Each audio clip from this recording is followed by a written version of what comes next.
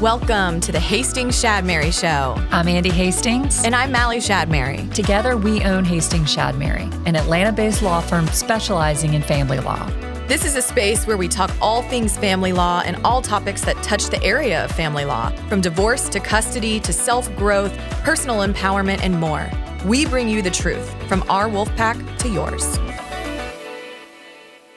Hello, and welcome to the Hastings Shadmary Show. I'm Mali Shadmary. I'm Andee Hastings. And we are here to talk about some fun, leadership-inspired questions today, all about kind of Andee and I as entrepreneurs, businesswomen, and as lawyers. We're going to let you get to know us and our brand a little bit more, and we have some fun tidbits for you. But before we get going, Andee, you know what I'm going to ask you. Are you a warrior or a diplomat today?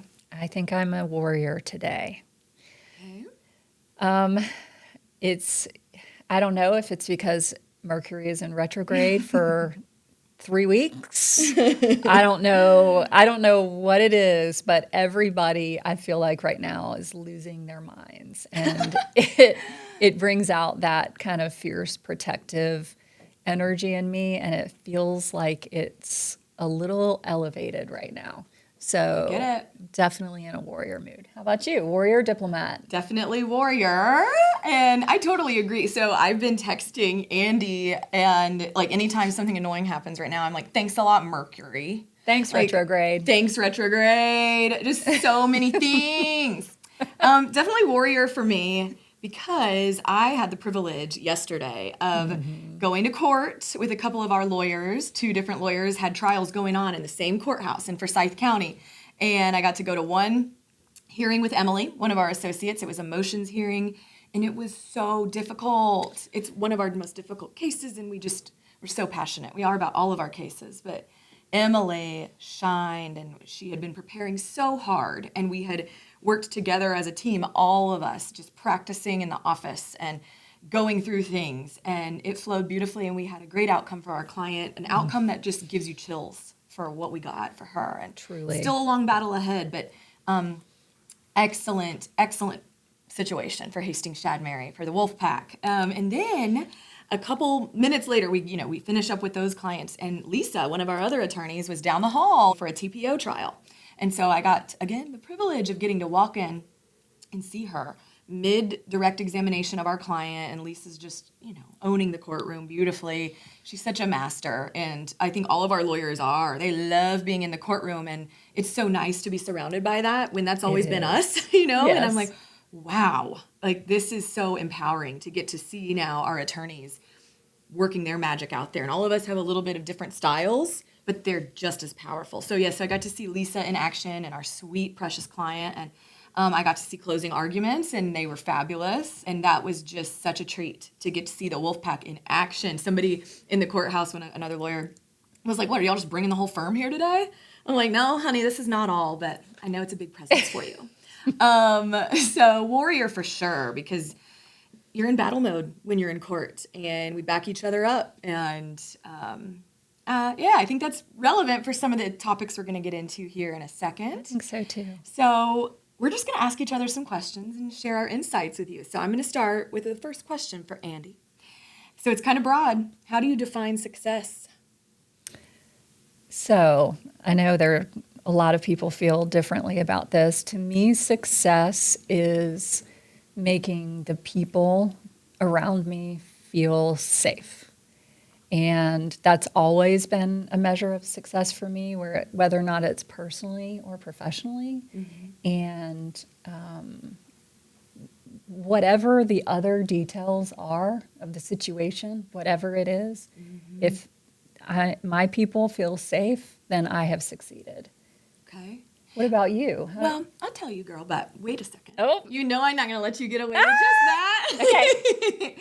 We talk about when we've built Hastings Shadmary and we've formulated our core values here, which we have never shared with our audience, maybe one day, but right now it's Wolfpack centric. We keep our core values at heart.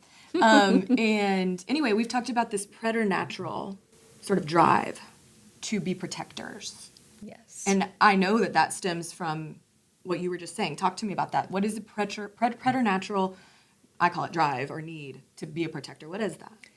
Basically, it's like it's baked into your DNA. It's something that you do without thinking about doing it. It just comes so naturally that it's a way of being. It's not just something that you do. I love that. And, you know, we talk a lot about the wolf pack energy, and it means so much more than just a little wolf graphic. We think of a wolf pack, and it's a known thing that wolves protect each other. If one in the pack is down, the pack's going to bring food to them and help them heal. I mean, we know that from hundreds, thousands of years of artifacts and fossils. We've looked into this. We're not just creating some brand willy-nilly. This speaks to who we are. And Andee, you've always said, as we've built a vision together, you have always been the one that brings up this preternatural need to do that. And so I do. I think that speaks volumes about who we are. And I totally agree with you. That is part of being successful, is making those around you feel safe. I feel like you do an excellent job at that with clients as well as with people on our team, right?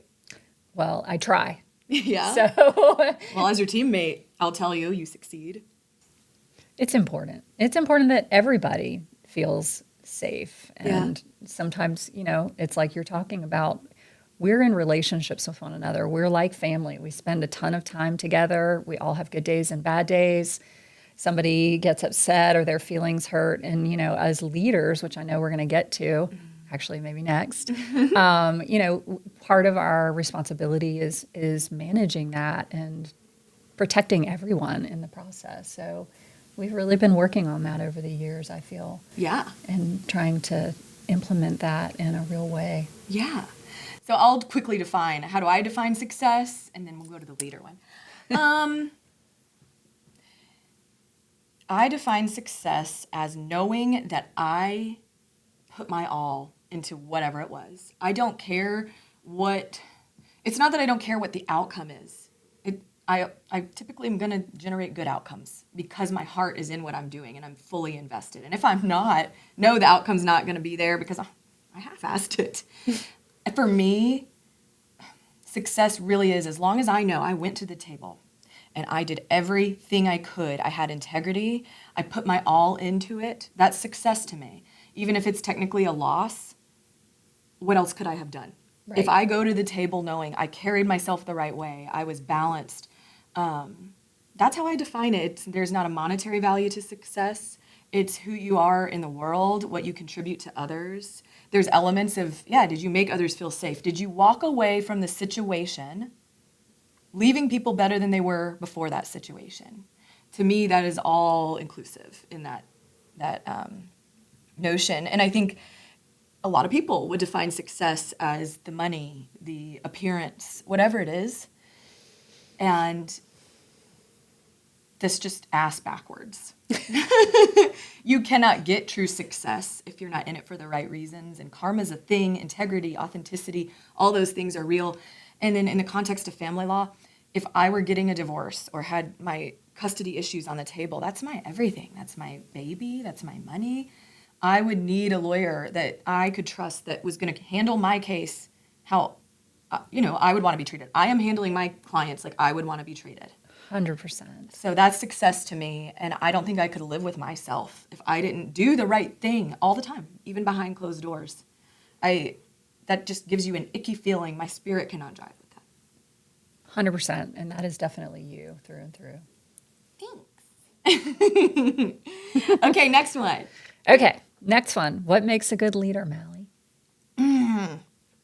It's a hard one because that's been what I have worked on the most in the past 2 years in myself. So I've put a lot of work into that, worked with therapists and coaches, with you, and being a good leader, what makes a good leader is kind of related to what I just said about how I define success.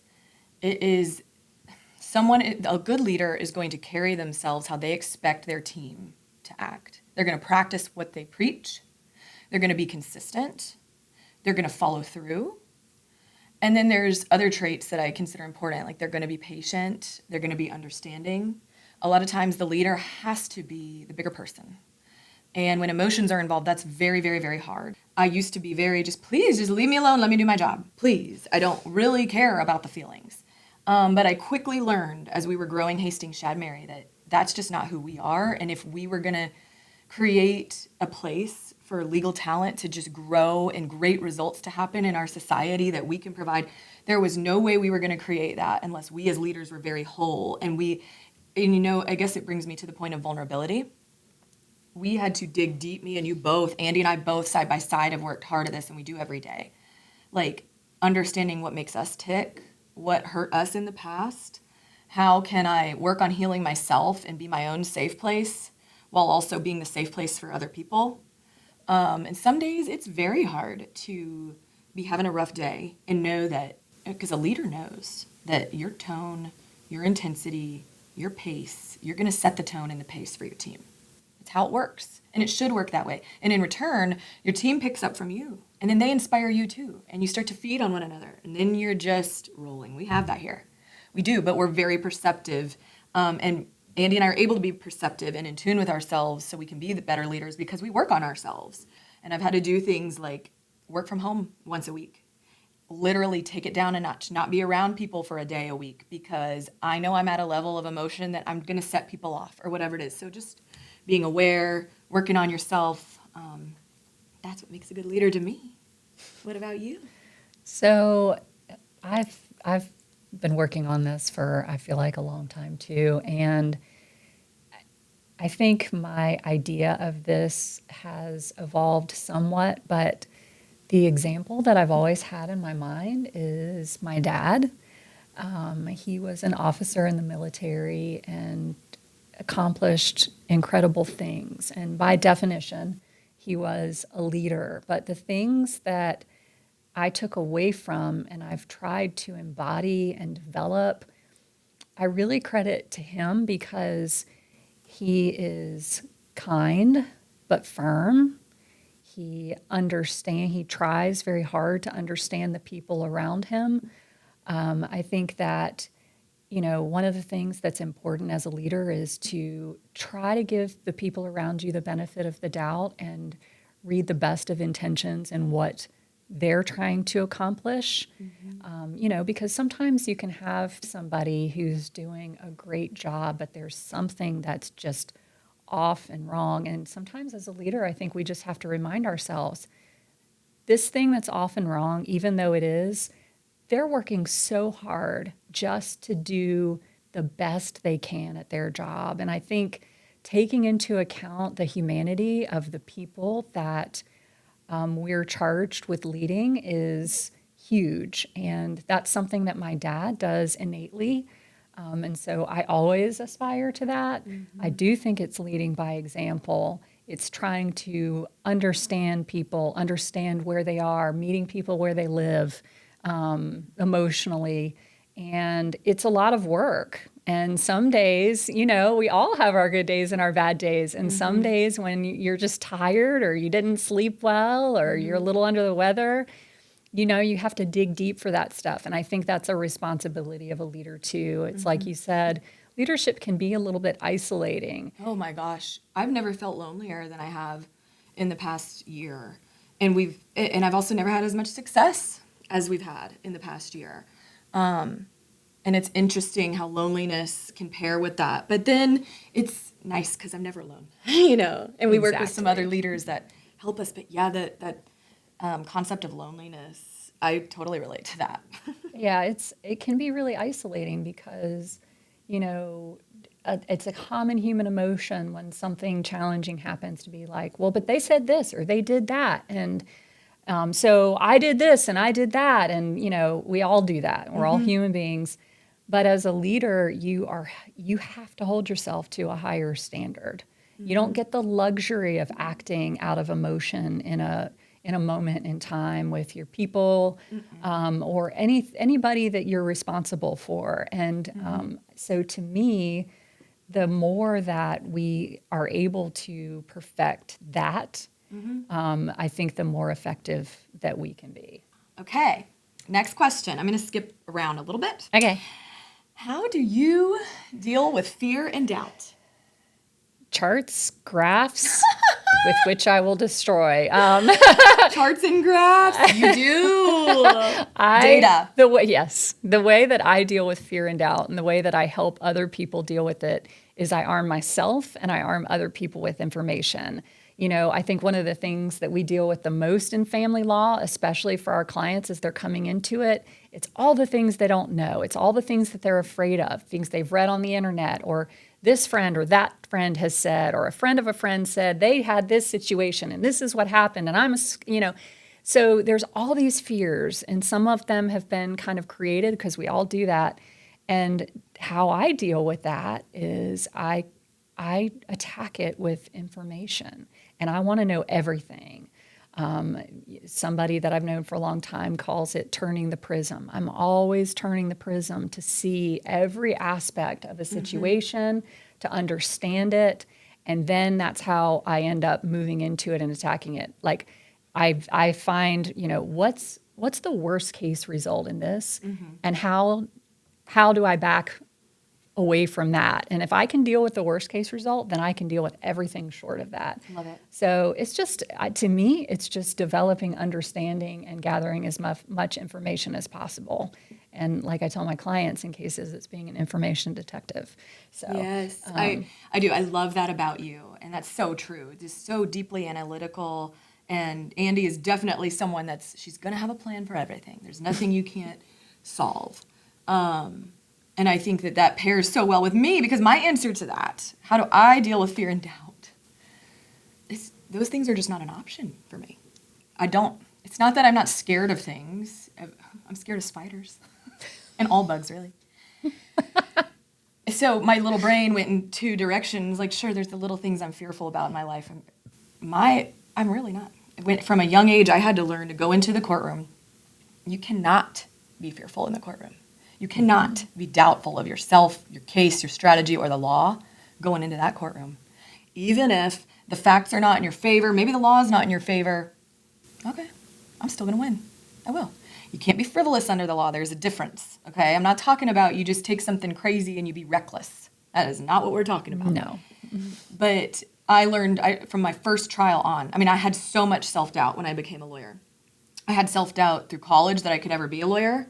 I had self-doubt through law school that I did not fit in there, that I wasn't smart enough, that I knew that I was really good at delivering things orally and speaking, and I was great in the courtroom, thank God, was the only thing I was really naturally good at, and I loved it. And it's not that I don't work hard at that, but some things you just have to work harder on others. And courtroom performance, although I'm always honing it and I don't take it for granted, and I don't ever want to come across as non-grateful or cocky, but that is something that it was the saving grace for me. And then I had this passion for family law, and I was like, okay, I think I can do this. So I do think I doubted myself at first. And then I bounced up into that courtroom, and I would say I remember it pretty vividly. Walking into the courthouse for my first trial, still doubted myself, remember thinking I should never have picked this as a career. Oh my God.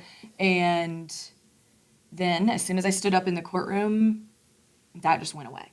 And it flowed. It was like I blacked out that whole trial. It was a very difficult case. And my mindset changed at that point. And it was like, if I speak it and I believe it, I will do it.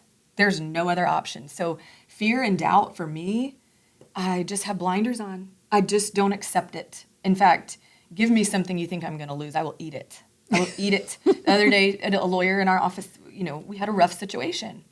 And I do think some lawyers, you have those moments of doubt. That's normal. And everybody handles it differently. And I stood in the hallway and I just said, I'm not willing to accept that. I'm not yet. I don't accept it yet. Because I think we were saying, this might be the end of the road for whatever we were trying to do. And guess what? It wasn't the end of the road. And I do think that's, it's probably a defense mechanism of sorts for me, that I will go into things so boldly. And I hate to answer the question by saying I don't have fear and doubt. It's just that I see fear and doubt as fuel. I eat it. And I've probably been like that since I was a kid, so I don't think about it often. And I do think when you're a trial attorney and you've got people's lives in your hands, it's a good trait to have. And I think it's grown even more in me because you just have to have that about you. going in there. That's you 100%. I cannot think of a better description of you. Well, and I eat it. Yes, you do. and oh my gosh, we have been in so many situations in court too where we're like, oh my God, are we going to do this? And I stand up in court and we do it. And we're like, whoo, but there's beauty in the fact that I get to work with you you're going to help me overanalyze everything, slow down, get hyper vigilant on detail, and I'm always going to come in and whoop, execute and close it. Not that we can't switch roles and we do all the time, but it's a fierce combo. Yes, it is. I personally like it. Me too. Your turn. Okay. So what is the hardest part of being an entrepreneur, Mali Shadmary? For me, it has been accepting that I'm still learning, because I think in any professional capacity, if you're going to be the best, you always have to be a pupil. You have to have an open mindset and know that you're going to come to the table and learn every day. But you go to law school, and it took everything I had to become a master in the courtroom and with litigation and all of that. And it was kind of like I finally felt like, oof, I know what I'm doing. Everything's good to go.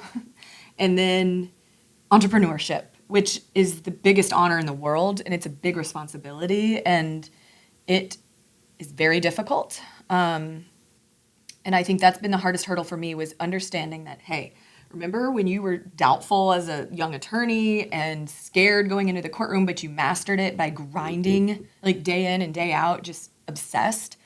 I'm having to do that as an entrepreneur, to learn how to run a business, how to communicate better.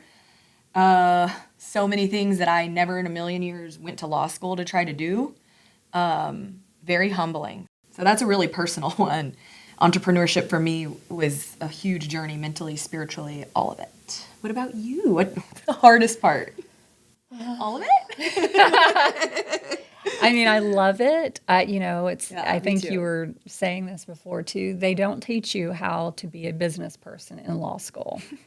They don't technically teach you how to practice law. They teach you how to analyze facts through the lens of the law. And you teach yourself how to actually practice it. And then when you are an entrepreneur on top of that, that's a whole new skill set, as you've been describing, that you have to develop. And so sometimes I think, we've talked about this, is the push-pull between working in the business and working on the business. It's tough in those times to strike that balance. I think that's the hardest part. It's the most challenging part.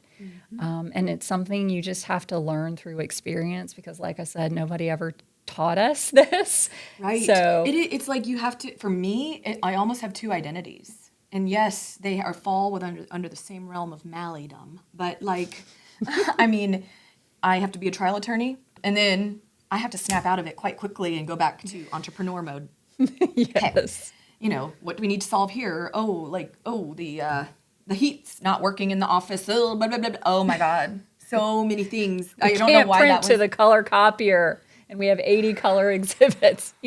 We need to write a procedure for this and a policy for this. And it's been great, but it is two different hats. But I wouldn't want to do it to anyone else but you. Same girl, same. Oh my God. And there are definitely times where we just look at each other and we're like, what are we doing?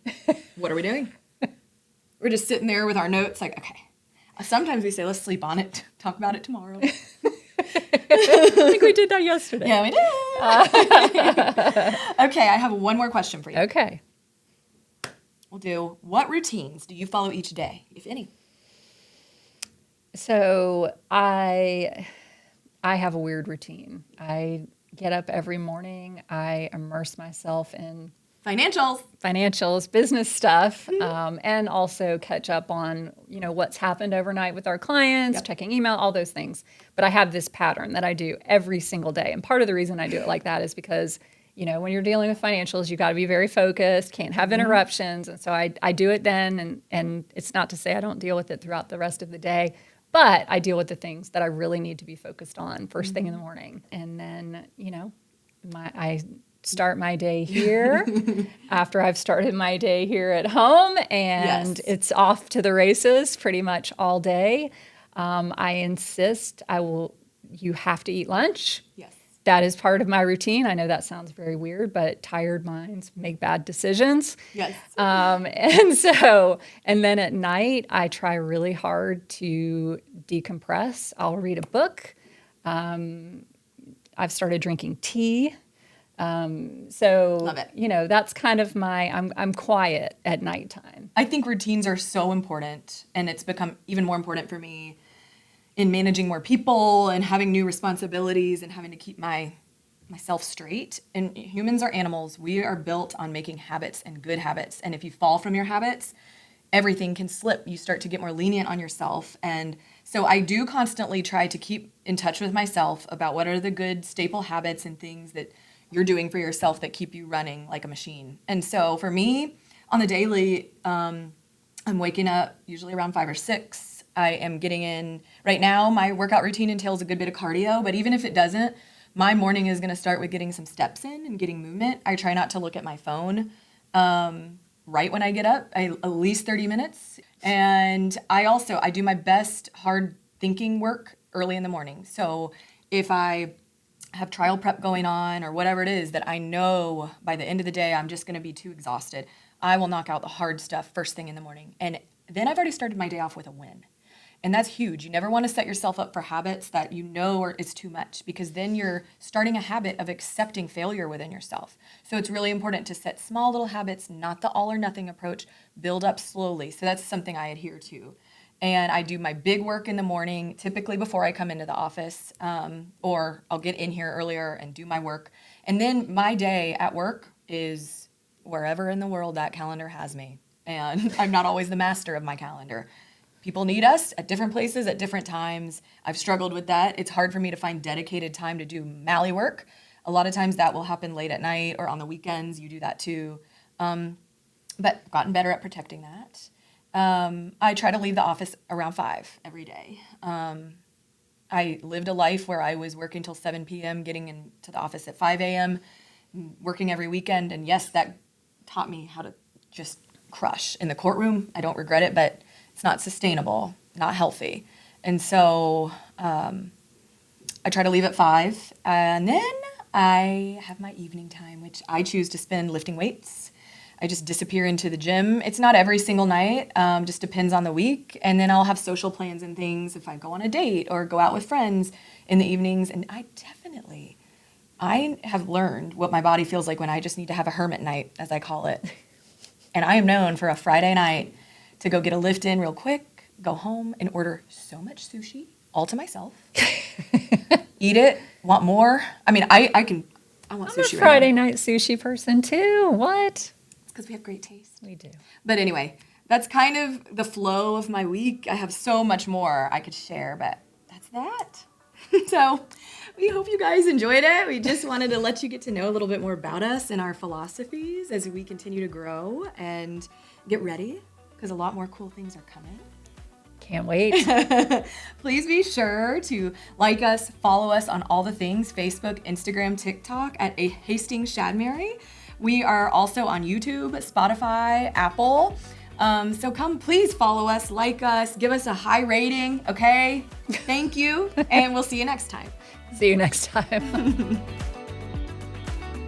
The Hastings Shadmary Show is a production of Hastings Shadmary Family Law and 1066 Productions. Produced by Ned Hastings and Kendall Walker and edited by Ned Hastings.